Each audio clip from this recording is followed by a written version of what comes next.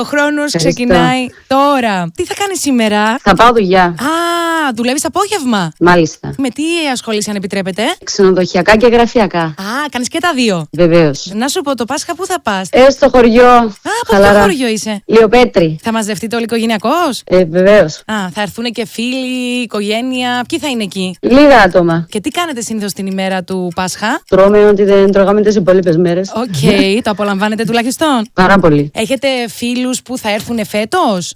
Οι συνηθισμένοι. Οι συνηθισμένοι. Εσύ έχεις βαφτιστήρι? 2. 2, αγόρι και κορίτσι? Και τα 2. Α, έχεις και αγόρι και κορίτσι. Φυσικά. Έχεις πάρει αυγά πασχαλινά και ούτω καθεξής για τα βαφτιστήρια, γιατί μόλις κέρδισες 250 ευρώ! Ευχαριστώ.